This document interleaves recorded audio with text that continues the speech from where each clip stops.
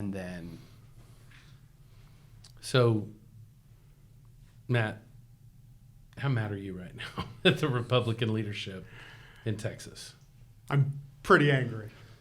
I'm pretty angry too, and I'm trying not to use other words that are coming to my mind. I'm really scared for our state right now. I'll be honest with you. This gun stuff with Dan Patrick and Governor Abbott is kind of what we're talking about today, and I think. I think there's a lot of folks out there who I've talked to and heard from that feel helpless right now on like what is going on. Is this really happening in Texas? And so I just thought it might be a good idea for us to talk about that. So Yeah, well, if I feel helpless, I'm sure a lot of people who haven't been in office definitely feel helpless. Yeah. I mean, we're used to Republicans selling us out. Yeah. They do it on fiscal issues all the time. They do it on a lot of social issues. But the gun issue in Texas was always something that we never had to worry about. Yeah. And that all changed when Governor Abbott and Dan Patrick opened the door to some of the gun control measures that we successfully defeated after Sandy Hook, after a couple other mass shootings, because it wouldn't help. Well, and the thing that's frustrating is because it's not just them opening the door to some of these policies. I've seen Dan Patrick, our lieutenant governor, adopting the talking points of the left. Yes. It's not even just policy. It's him going a completely different direction and now, adopting this theory that guns are somehow evil and that government has any role whatsoever in stopping this kind of violence and that government can solve our problems. And it's just crazy to me because I remember when Dan Patrick was a senator. And it was my freshman year. I went over to the Senate floor, and he was sitting there all by himself. And it was one of those years where Dan Patrick was like on this political island. Mm-hmm. He was the one no vote almost all the time. Yep. And I'm over on the House. I'm noticing this, and I'm like, this guy, maybe he's my friend. I really didn't even know him, but I go over there and I noticed. And right when I walked over to the Senate floor, there was just a vote, and he was the only no vote. And I walked over to him, and I said, I think what you're doing here is awesome. And I think there is such a vacuum for conservative leadership in Texas. You should run for lieutenant governor. If you do, I'll back you. And he was literally sitting in his chair, and he kind of looked up at me, and he's like, we didn't really even know each other. But I knew him as a conservative fighter. I knew him as somebody who put principle over politics. And if you go back and you look at that first campaign that Dan Patrick had for lieutenant governor, and I think it was a four-way race. He's running against the incumbent David Dewhurst, who had slowly slid to become more of a moderate. Mm-hmm. You had Jerry Patterson and Todd Staples in that race. Dan Patrick stood out as the true conservative. If you go back and you look at his ads, I remember his TV ads, there were two things he talked about: border security and Second Amendment rights. And here we are just a few years later, we've got a politician who's become apparently completely disconnected from the grassroots and the people who got him into that position. And now he's literally adopted the talking points of the left. Yeah. It's crazy. Matt, you got elected in 2014, that same year that Dan Patrick became lieutenant governor, the same year that a lot of conservative lawmakers came into office. And I know that many in the media called it, the most conservative legislative body, both in the Senate and the House, than we'd seen in a very long time. So maybe tell some of our listeners what you see as the genesis from, or what's the story from 2015 to where we are today, 2019. We're 4 years in, and now you have a very different conversation happening within the Republican Party than was happening at that time. What are some of the things you think have either caused this? Where does the shift come from? Well, I think the shift comes from top down. I think the big three are who drive policy in the state of Texas. People often react to it. And we had a push against Joe Strauss, who was a liberal leader in the House, and we overcame that and had a great session in 2017, one of the most conservative in history. We did it because we had a governor on our side and we had a lieutenant governor on our side. We came into this session now, and no, the results weren't as good. We had generally a do-nothing session. The victories were Pyrrhic victories. And we did because we didn't have the lieutenant governor and the governor driving policy from up top. And I think you see it now. I think they were shocked by the election results in November. They shouldn't have been. It's a midterm election with your party as president. politics is a game that ebbs and flows, and generally a lot of the people in a general electorate who vote are not voting based on issues. We saw that in a lot of the polling, and a lot of people chose to believe that, well, everybody loves what's happening right now, so we couldn't possibly lose this election. Then when they did, I think the lieutenant governor especially got hit hard by it and is reacting with fear. Yeah. I think he needs to stop that. I think he needs to drive the debate again, because people are largely unsettled on this issue. Well, one of the things I noticed that was different, tell me if you agree with this, Matt. So in the past, you had Abbott kind of, he's the governor, he's kind of looking over everything, but we didn't get much direction from him as governor as his first session. He was kind of a hands-off kind of guy. He was talking about things, but he wasn't driving anything. But then you had Dan Patrick, who was literally driving the discussion, and at many times offering a clear contrast to the Joe Strauss section of the party, and frankly going to war with them. You had Dan Patrick and Joe Strauss at odds, and it was very clear who was the conservative and who was the liberal Republican. And coming into this session, for whatever reason, Strauss is gone. We've got a new speaker, Dennis Bonnen, and they come up with this grand plan of unity is more important than actual outcomes or policy.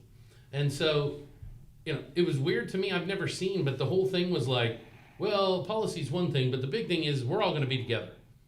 Look at this unity. Every policy decision that they talked about, they had the same talking points. They had the same agenda. They had the same priority list.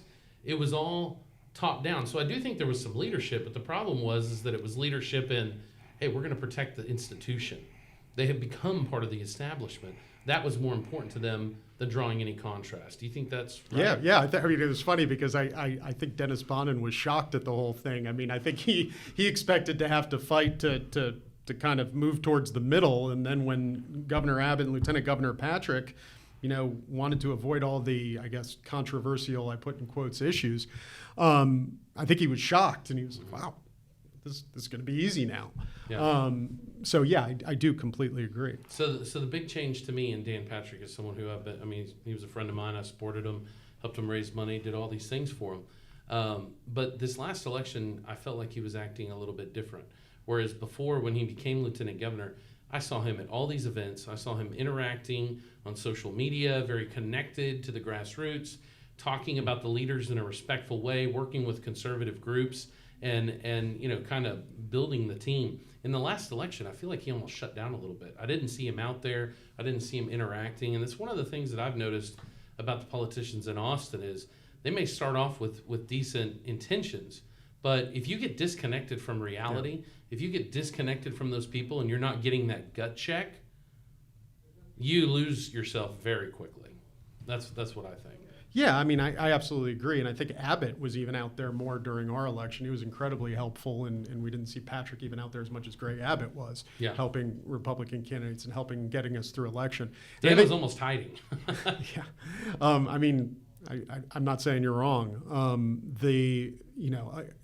We need people out there connected with the grassroots. People don't respond well anymore to these canned political talking points that are given to you by consultants. They appreciate people who level with them. I mean, you ever read Matt Krause's posts on social media? Yep. People appreciate that. They're very well thought out. They're long. Yep. They're tired of this. It's almost like your radar goes off and you just tune out. It's authentic. Everything it's authentic. It's almost like people have an authenticity filter now.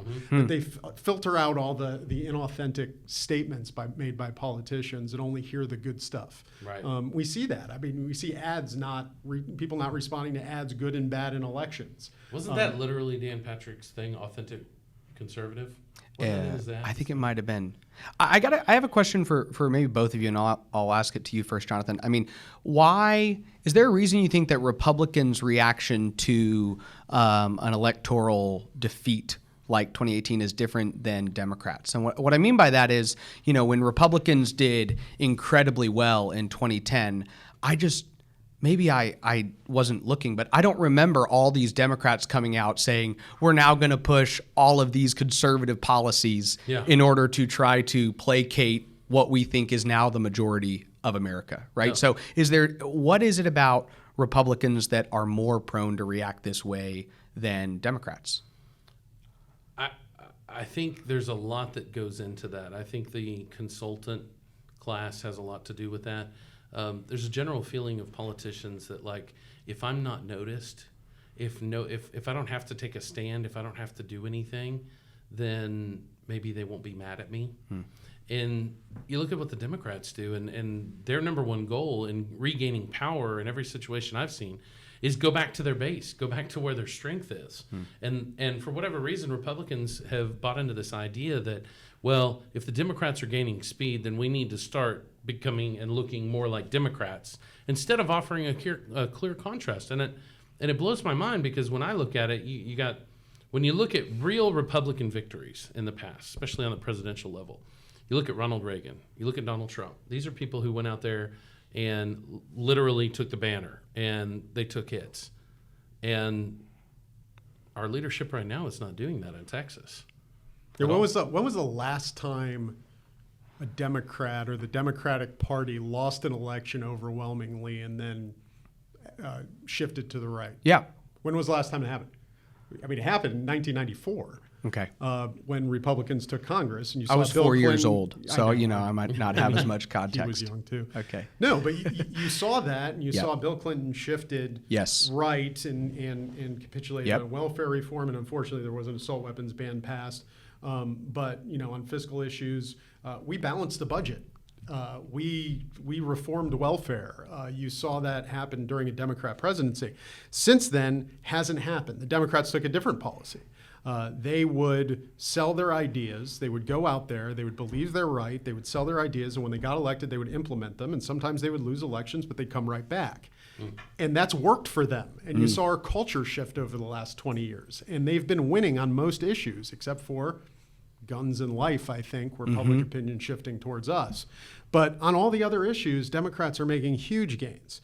And that's the strategy we need to adopt. We need people out there on guns. When you look at polls, okay, I was just looking at Gallup polls. If you go on there, it's interesting to see. In the same polls, in similar polls, you will ask them identical questions and get different answers depending on what words are used. Yep. Like, you would say, okay, well, Dan Patrick brings up a poll and says, 92% of the people want a law requiring background checks for all gun sales. Well, you also ask them, okay, would you like to see gun laws in the country made more strict, less strict, or stay the same? Well, 39% of the people are satisfied with the gun laws as they are and wouldn't make any changes. 8% on top of that are dissatisfied and want less strict laws. So those two are incompatible unless people don't have the information to decide whether or not majority of people may think background checks are for all purchases. Yeah. They might not know about private party law sales. They might not know what an assault weapon is. Right. Well, okay, so two things that come to mind on that. Number one, politics is an industry full of people who can take a little bit of something and turn it into something else. These polls are manipulated all of the time.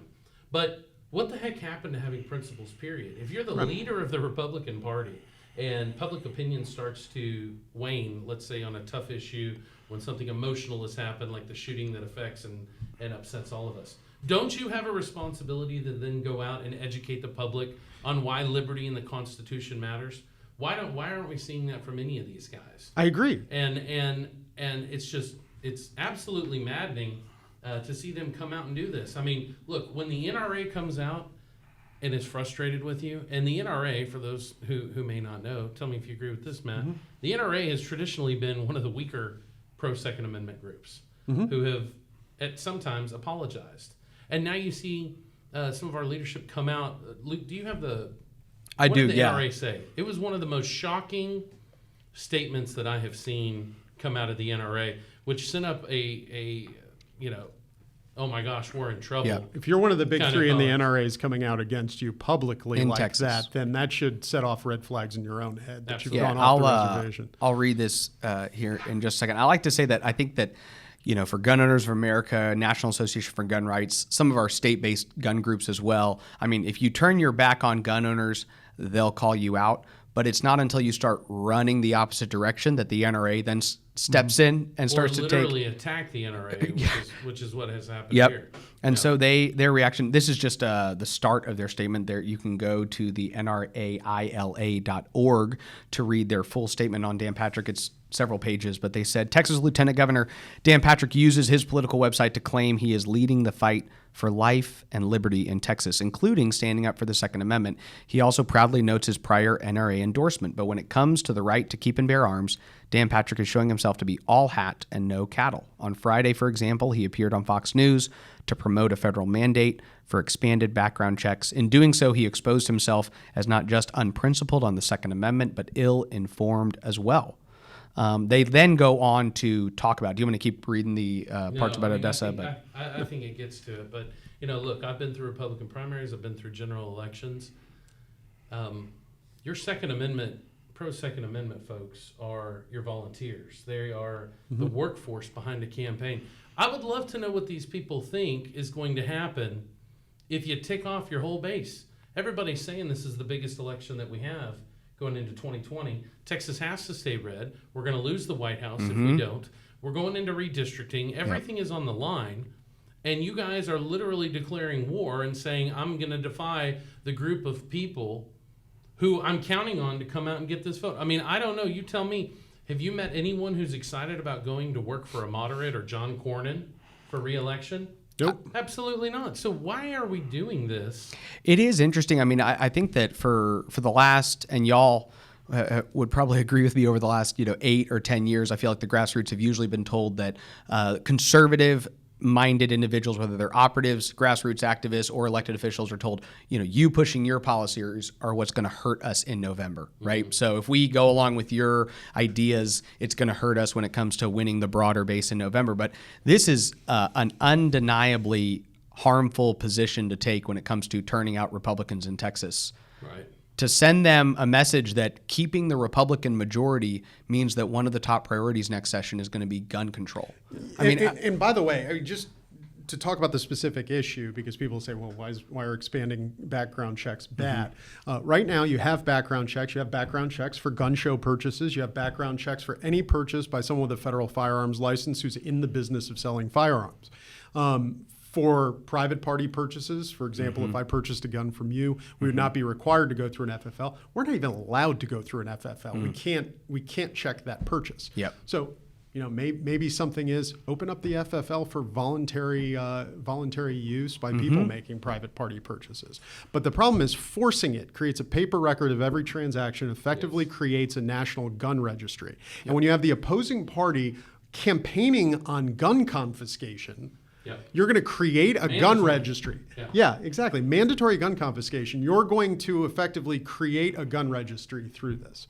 I don't think the lieutenant governor understands the issue. Did you see where he came out and then said, oh, well, we're going to make an exemption for family members and friends, like kind of trying to walk it back a little bit? And you and I both know, how the heck do you legislate that? How do you write into law what a friend is? Yeah. I just want to go on record right now and say I'm friends with everybody in Texas, okay? Yeah. I hope you're all my friends. In fact, I consider you a friend.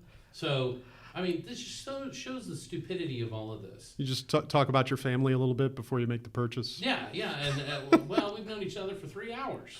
And, it was a powerful 3 hours. I don't know. But it's just ridiculous to try and act like they're going to be able to legislate this.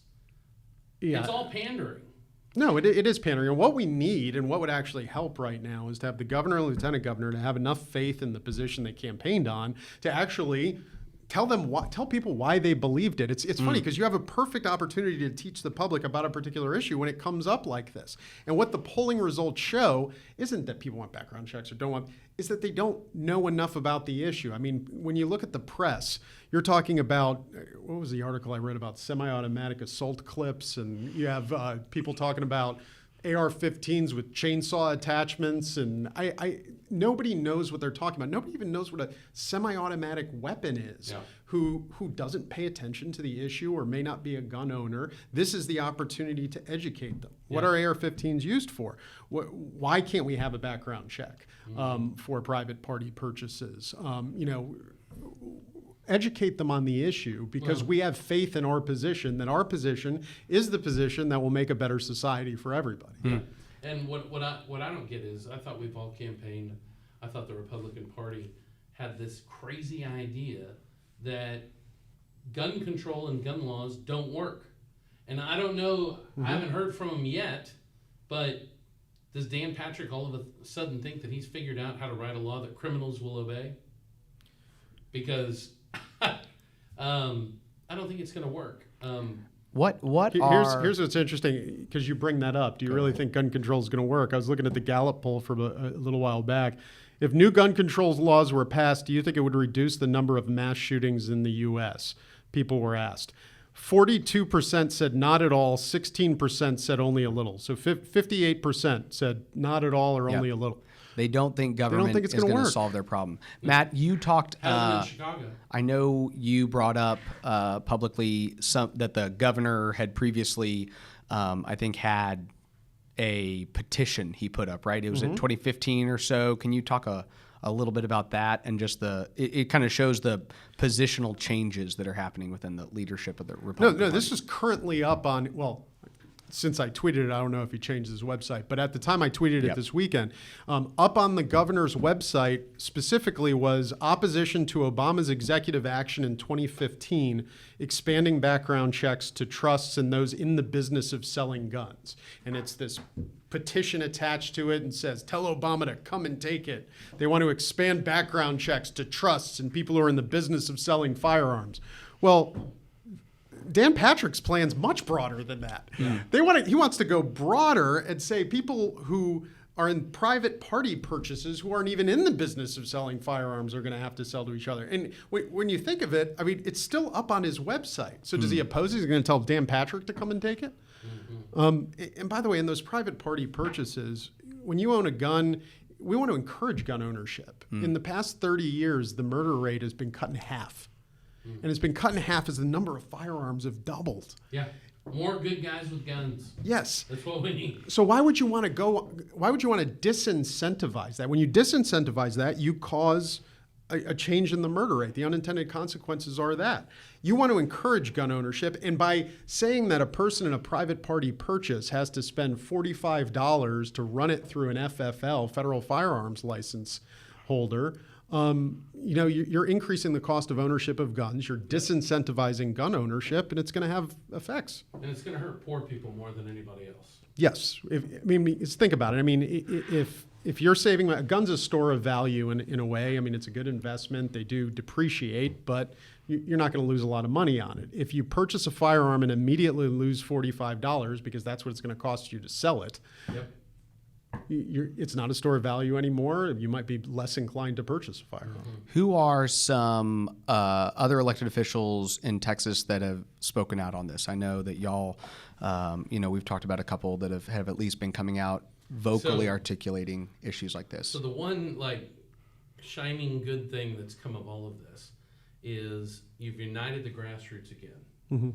And you see the conservative groups, the conservative activists realizing how much the Second Amendment matters, how important it is.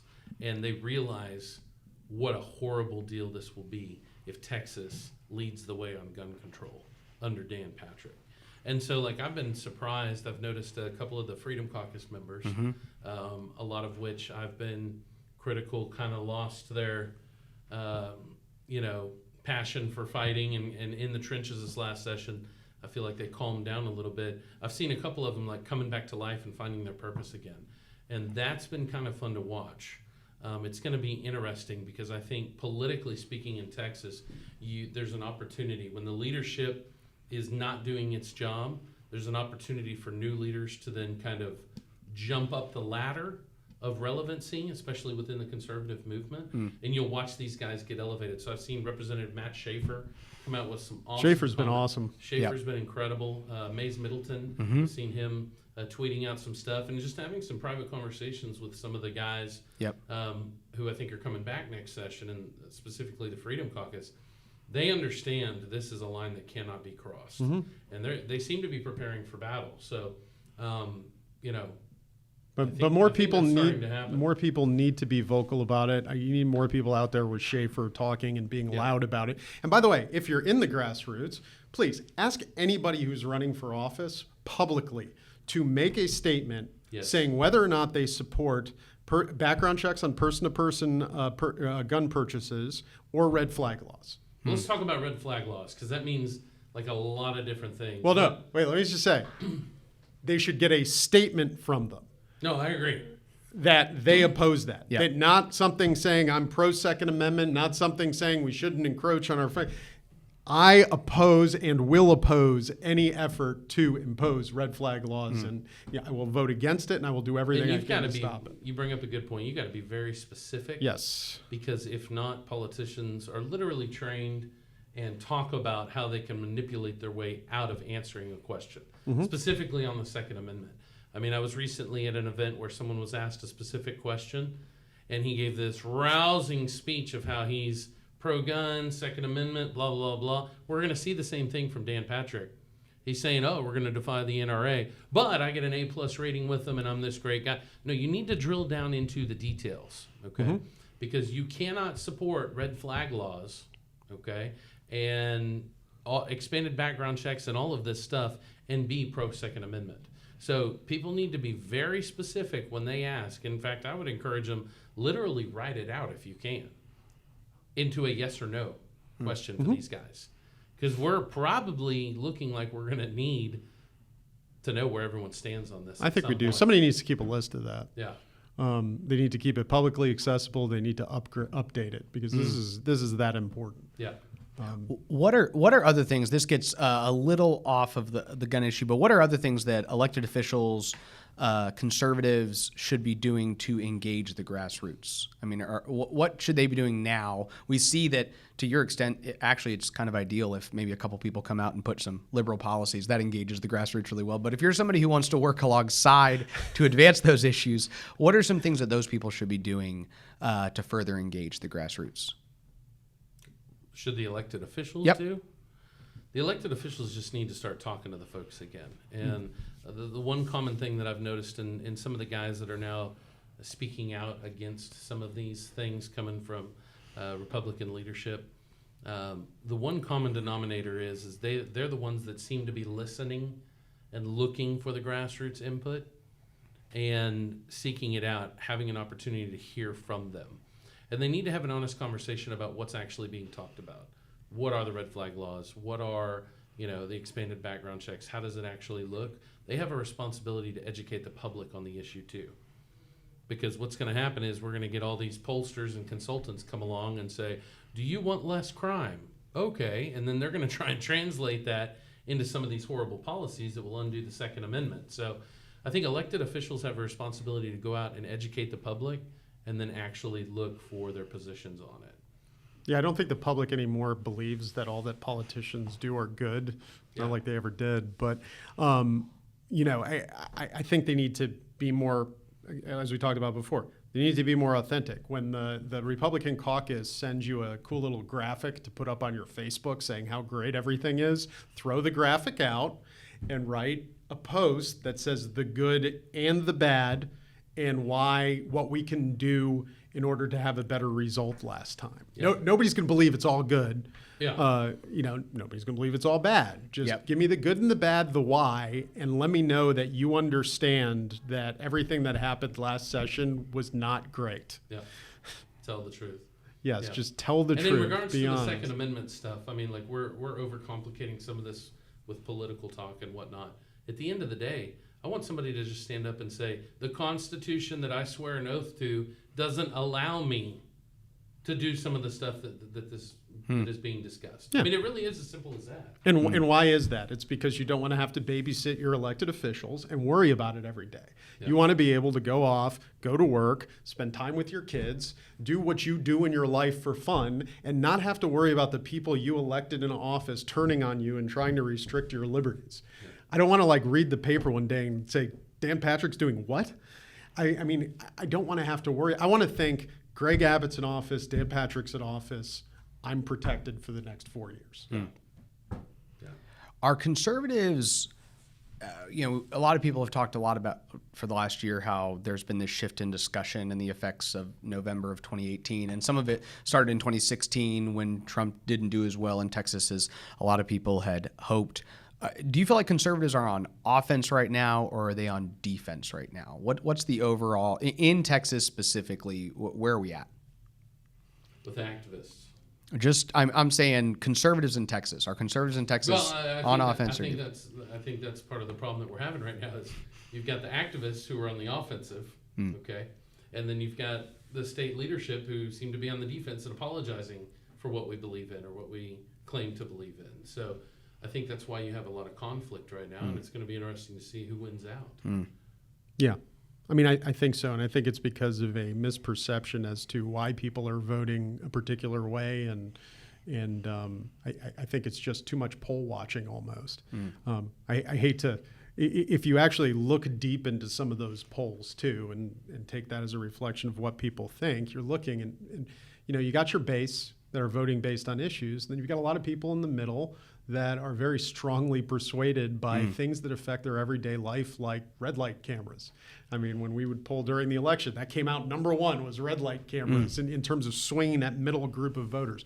They don't follow it every day. They don't, think about the Constitution every day, but they know who they like, why, who's a likable candidate, who they trust, and different issues like red light cameras or car registrations or why they had to wait 3 hours in line at the DMV, and that's what they worry about.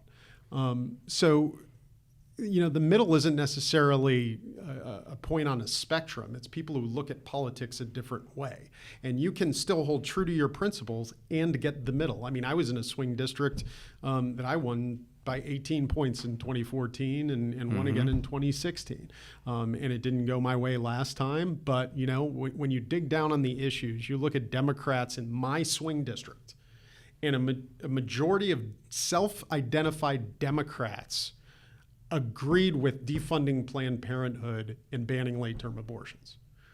Among Hispanic voters who we're trying to appeal to, it was 71-0 in favor in my district. So we're avoiding controversial issues like that and still trying to pull those voters over to our side by what? Ignoring the issues they care about? The ones that we win on? The ones that they're emotionally invested in? That makes no sense to me. Where is Dennis Bonnen on all this? So, we've talked a lot about Patrick and Abbott. There's been very little from the speaker on the gun issue. Why do y'all think that is, and what do y'all credit for it? Well, I think Dennis is a lame duck speaker, so I think he's pretty much hiding, to be honest with you. Yeah. And Dennis is probably one of the worst offenders of hurting the Second Amendment crowd of the Republican Party. You don't think last session? You don't think he agrees with the people he called cavemen? Yeah, called them cavemen. I mean, look, you had him come out literally last session with statements against the Republican Party platform on things like constitutional carry that have been labeled and voted on to be a priority of our party, and then openly coming out and saying, no, we're not going to do it. I don't think Dennis is very relevant in this discussion, to be honest with you, just because I don't think Dennis even believes he's going to be speaker after all the corruption stuff and the lies. I mean, it kind of goes into what Matt was talking about people trusting folks and whatnot. I don't think Dennis even tries to kid himself that any of the voters trust him right now. I think most of the members have kind of come to the conclusion that Dennis is a liability because he's been caught in lying and manipulating and backroom deals and all this stuff. So I think a lot of them have quietly asked him to just keep his mouth shut on this issue. Yeah, what do we look like now with all of this going on? I mean, as a party, all of this is being done to what? Help us in the election. Yeah. And we've got the speaker scandal going on. We've got a do-nothing session that completely alienated conservatives. We've got the gun issue now, alienating your base. We look like a bunch of idiots. We do. We really do. And we so need leadership. Is, that the people who are going to be mad about this discussion today are going to come out and say, oh, they're attacking Republicans. They're the ones that are going to cost us this. And it's like, no. We're the only ones trying to help. You guys are lying to everyone. You've been caught in lies. You're being inconsistent. somebody's got to tell the truth. And whether it's the Bonin deal, whether it's the Dan Patrick on the Second Amendment, whether it's, trying to sell this conservative session that was purple at best, voters aren't dumb. Yeah. You They're said not something. dumb, and they see through all of this. They see through all of it, but the politicians don't realize they see through all of it, so they just keep on doing keep it. lying and digging that hole. And you It's cringe not- every it's time you unbelievable. see it. It just kills me. So, Matt, you wrote an op-ed recently that was published at the Texas Scorecard, and one of the things you talked about was It was an excellent op-ed. Thank you. one of them was Dustin Burrow's statements about that during the recording where he talked about the grassroots are mad because they're being told to be upset, right? And so there often is this misplaced frustration with politicians where they go, "You're telling me I'm doing a bad job. That's why these people are mad at me, saying I'm doing a bad job. So that must be the fault." And I thought of a parallel when Jonathan just talked about the fact that there will be people that listen to this discussion and go, "Y'all are hurting the Republican Party because you're talking about how bad Let me just we go are ahead on and tell them, guns." I don't care.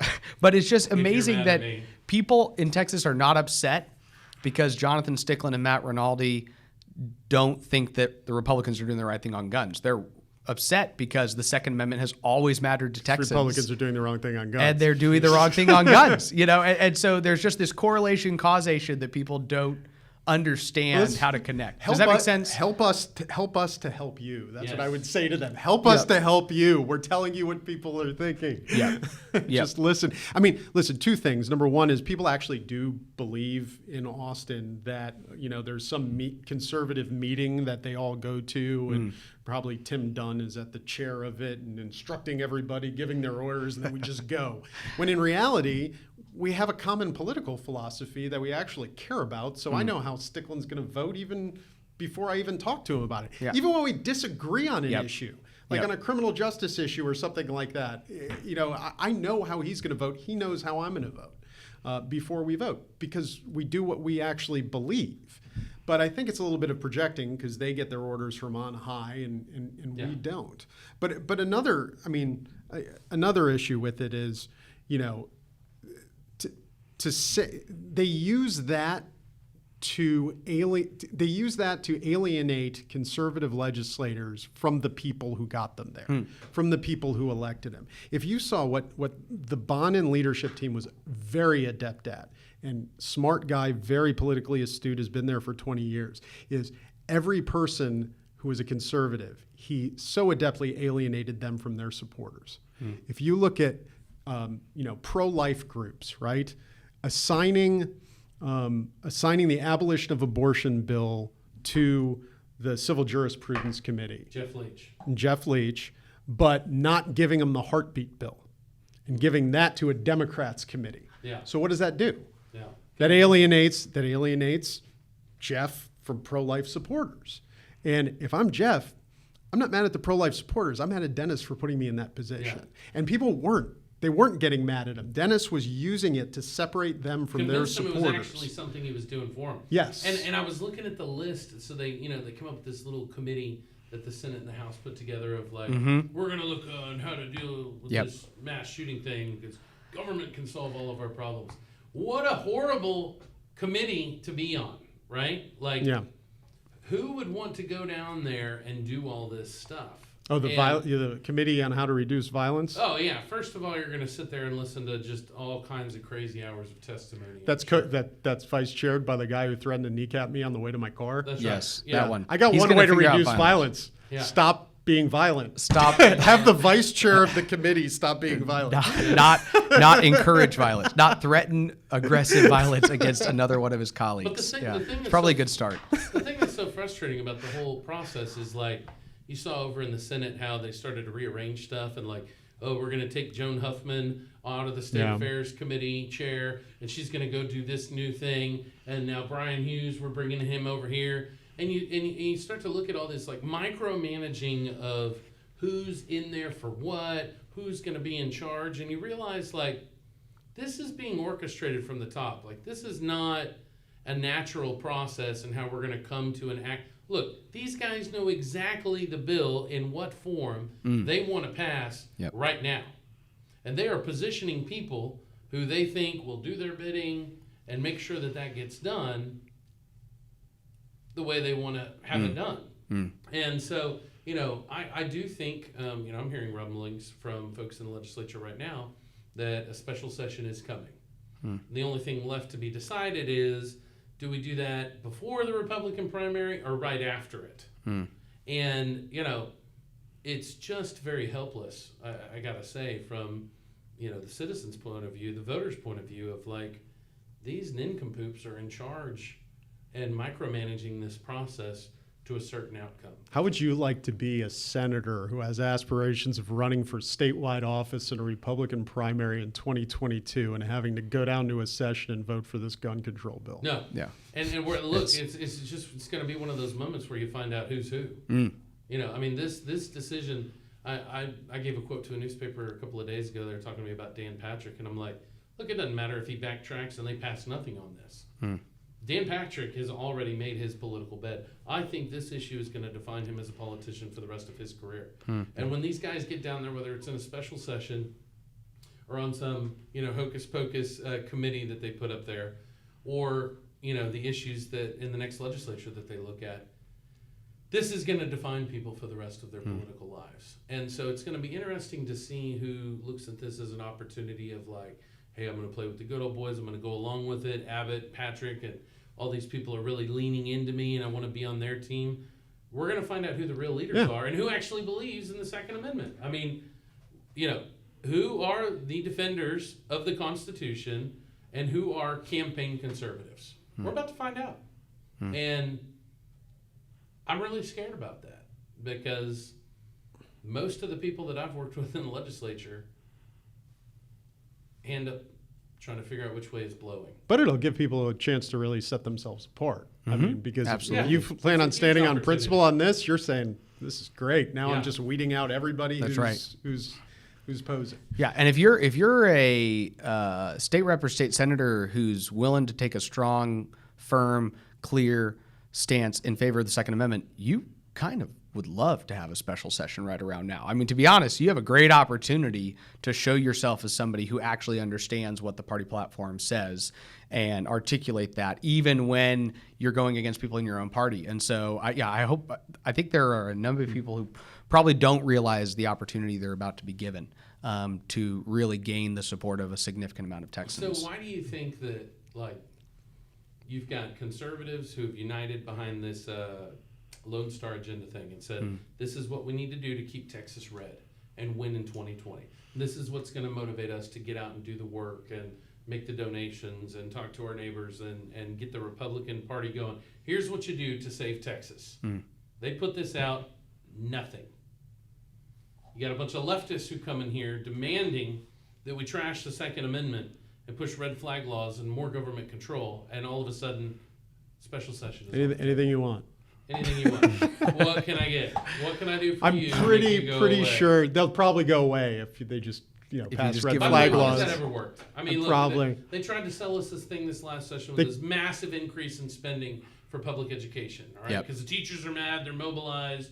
We need to do something. It's going to hurt us. We're not going to be able to win a re-election unless these people support us. So we go and we throw an unprecedented amount of money just across the board to public school systems. Guess what? I'm still getting the phone calls because my office, I'm still state rep for right now.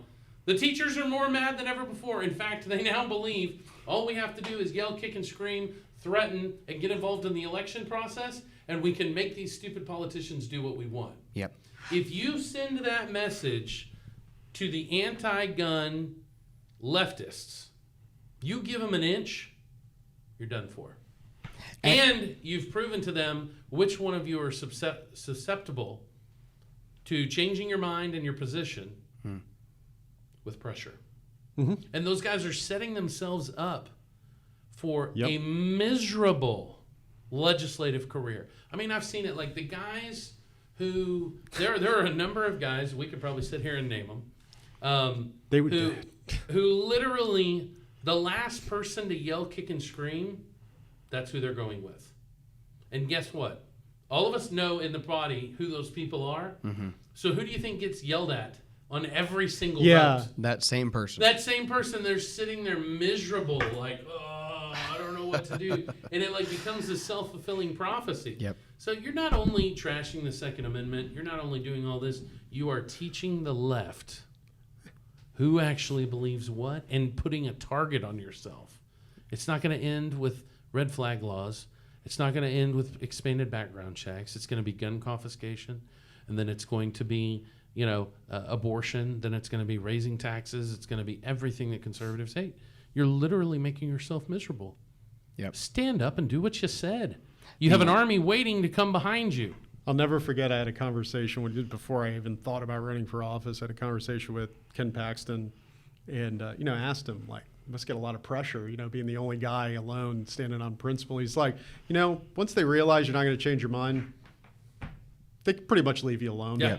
And that's pretty much the case. I mean, when a Yeah. big vote would come up with you and I, they knew we were going to vote our principles no matter what. They would focus on the guys that they knew would have an effect on. So some of these guys are coming into work every day with these, getting pressured by everybody, lobbyists, activists, everybody else. So they would be like, okay, yeah, Matt's just going to do his thing. I mean, they would ask us how we were voting so they could take a tally of it, but they never would really push If they even needed to do that, 'cause Yeah. most of the time they knew. They would know. No, look, it got to a point, like I remember my first session, and all of my 4 sessions there, the first one, I would have people come by and some lobbyists here and there who would try and influence me on a deal. Once they realized it doesn't matter what we say, they stopped coming. What they did do, if they ever came into my office, you know what it was to do? It was to, for whatever reason, they knew based on my liberty principles where I was going to be. If it helped them on whatever they're working on, they would then bring me stuff to help defeat the thing that I was against. But not to try and influence. And it didn't take long for just standing up to that. But once you are tagged in this process as being susceptible, it's what's so disappointing in my friend Dan Patrick, because like, Dan, this is what made you lieutenant governor. Being the one no vote, the guy that didn't bend, is what got you into arguably the most important, most influential, most powerful position in Texas. Yep. And you have it. You deliver a great session.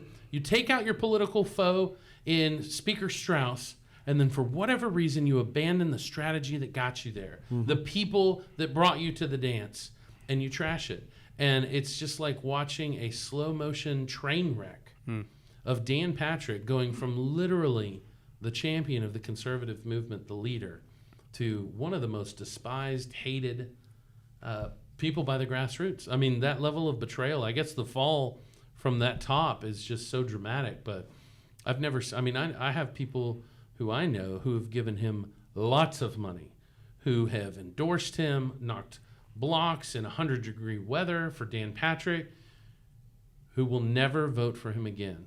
Regardless of the policy, just the statements. Well, I use... it's crazy.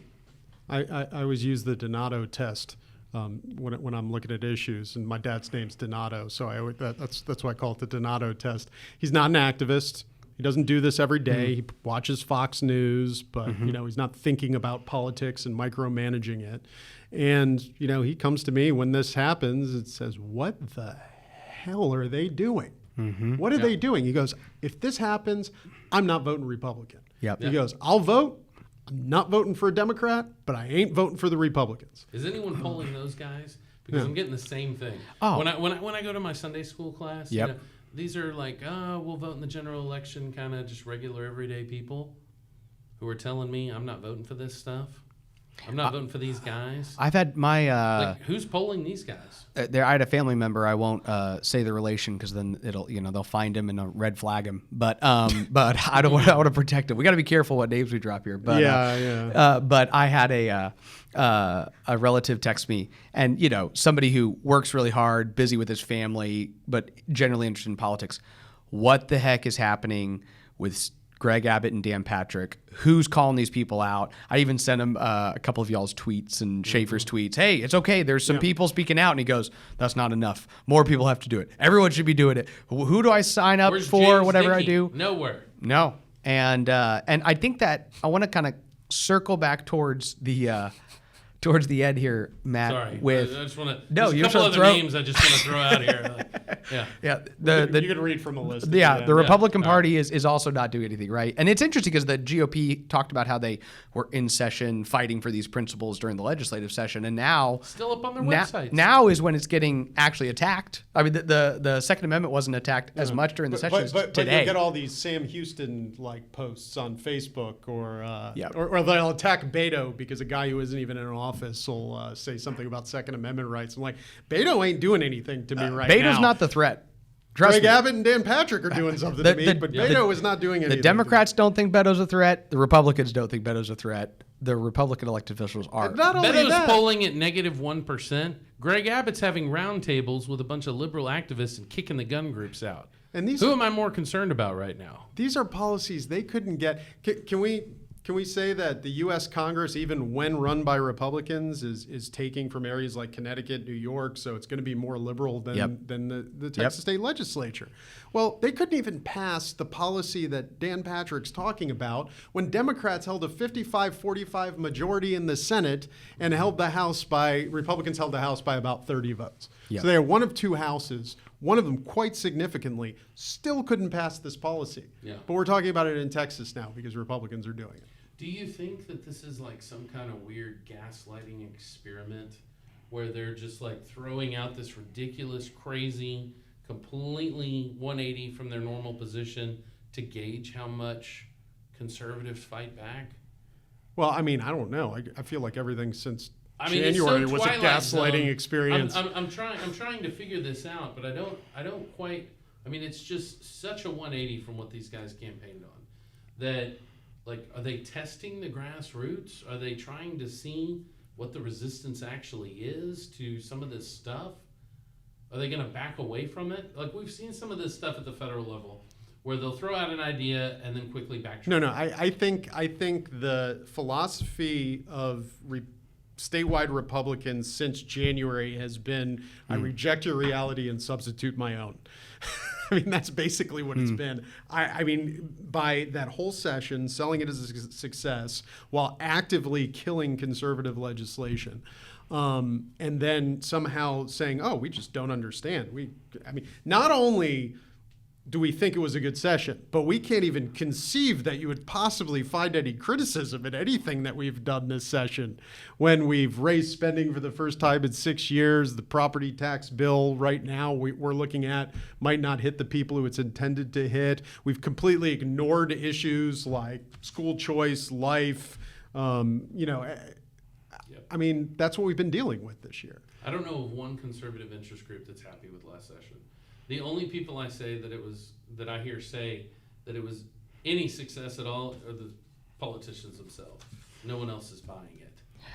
Matt, you made a point earlier about just the fact that Democrats since the mid-90s really decided to go a different route, right? Mm-hmm. Which was accepting the political reality that sometimes Democrats will be in control, sometimes Republicans will be in control. And that's probably best for everybody to understand that we've never really had one party then dominate for, in perpetuity. And so their strategy became, when we are in power, we have a set of principles, we have a set of policies. We're going to enact as much of that as possible, knowing that not all of it will be rolled back while the other party's in power, and then we'll just take a couple more steps forward. And is there anything that Republicans can do to understand that message, better enact that message?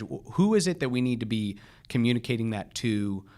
These are things that need to be communicated within the party, within elected officials. I mean, to me, that you hit on a message that's probably more fundamentally core to the current disagreement going on within the Republican Party. You win by shifting the debate, right? I mean, these little battles aren't as important as winning hearts and minds of people. Actually, we watched Trey Gowdy was given a speech last night at Vitae Foundation and kind of talked about this very thing. He goes, I'm less worried about a bill I pass than winning hearts and minds with the argument, because you win by shifting the debate. And that's what Democrats did, right? They enacted a huge health care plan that completely shifted the debate on health care. They lost an election, then won an election, and are now back in power in the House. And we're still talking about universal health care. Or Medicare for all, as they say or want to call it. And Obamacare is just there now forever. They won. They advanced the ball, and that's how they did it. And we can do that too. And I love to point out the fact that a lot of Democrats who voted in favor of Obamacare voted in favor of it knowing that it was going to cost them their election in 2010, right? I mean, that was the number one issue Republicans ran on, and Democrats knew it was not polling incredibly well prior to passing, right? Obamacare was a bad idea. The American people knew it, and Democrats said, we're going to enact this into law. We're going to let you send us packing in 2010, and you're not going to get rid of it. And then by the time we start to think we're going to come back into power, we're going to already be taking that next step.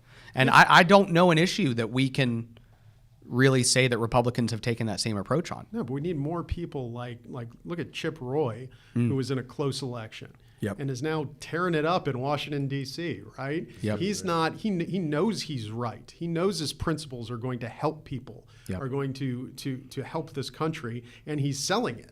And he's doing it. And he has a tough election challenge. He's not worried about, making people mad at him because Wendy Davis is hot on his heels. No, he's doing what he said he was going to do. We need more people like that. Yep. So let's talk about like where we go from here and how we actually win. Tell me if you agree with this.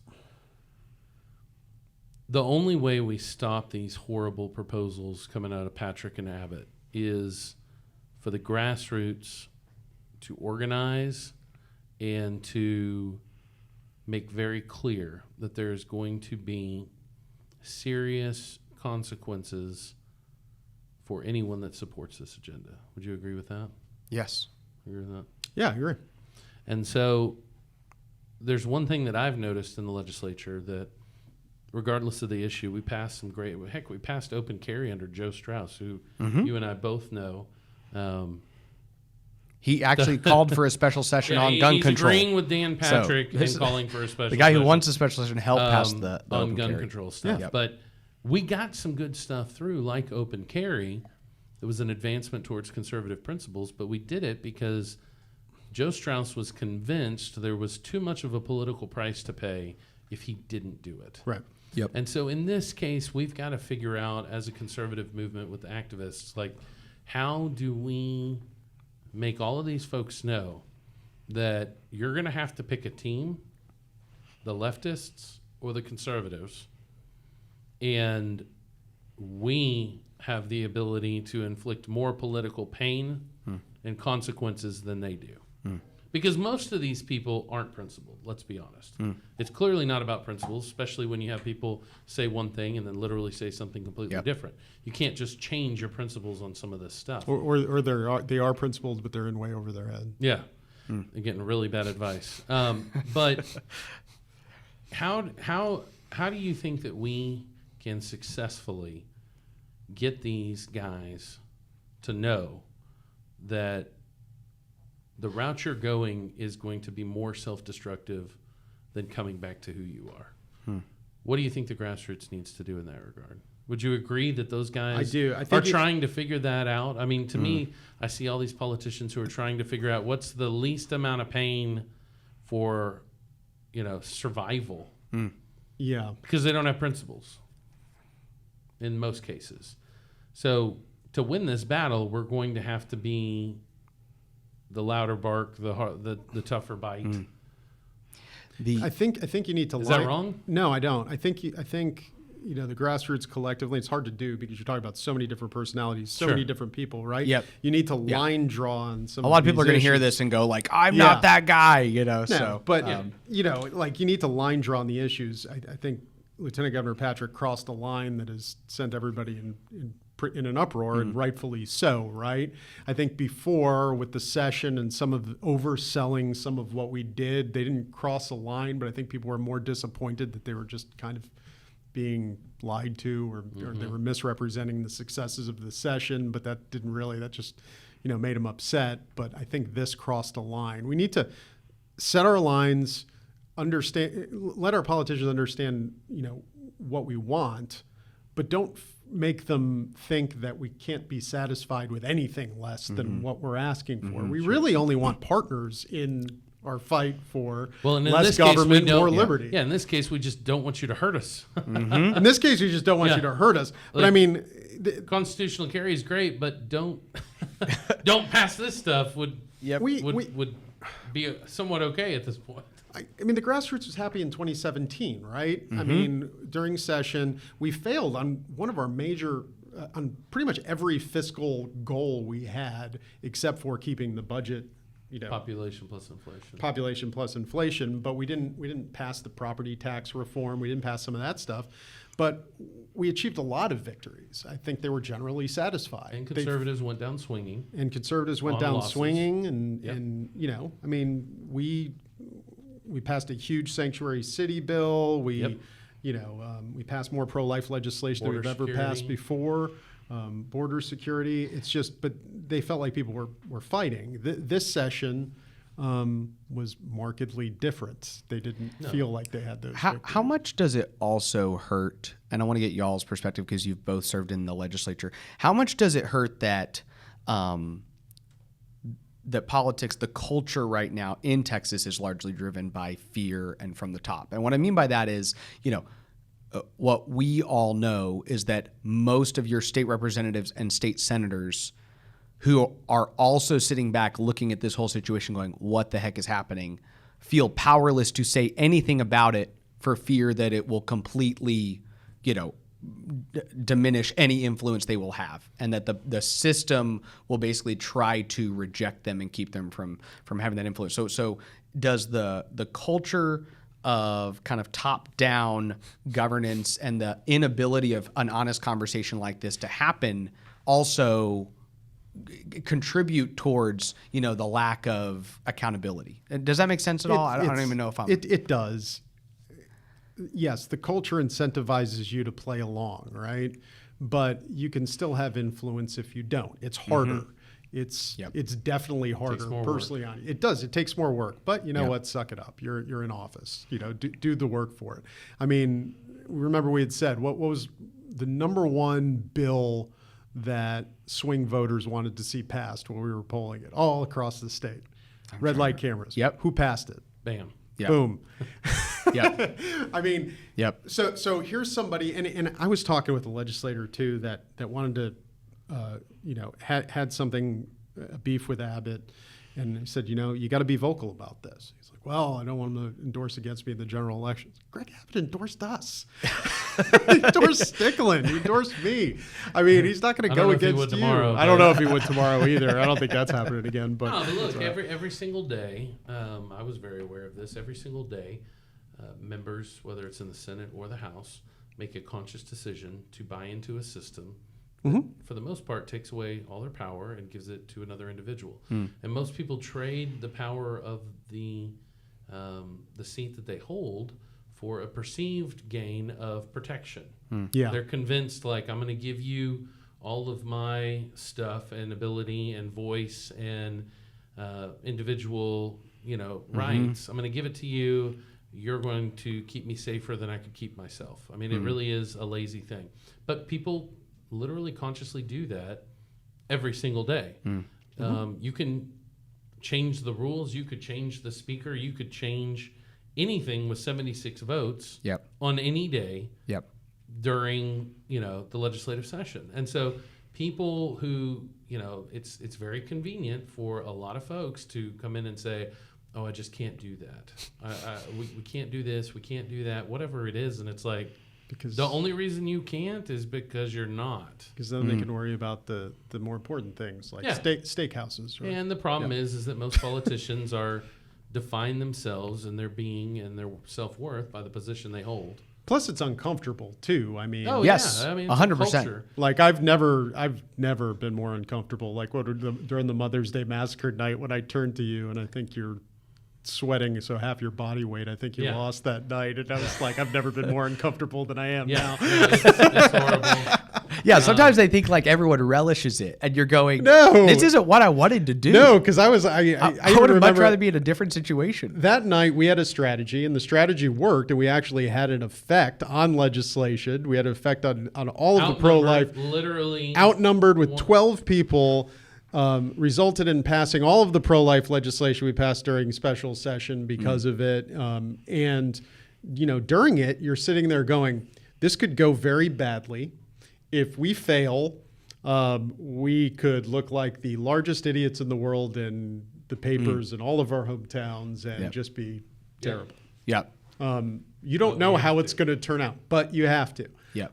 You have no idea how it's going to turn out. It's a huge risk. It's not comfortable. It's outside of everyone's comfort zone to do stuff like that. Yep. Yeah. But Well, you need people to do stuff like no, that. you do, and it's going to be fun to watch on this gun issue since we've been betrayed by some at the top.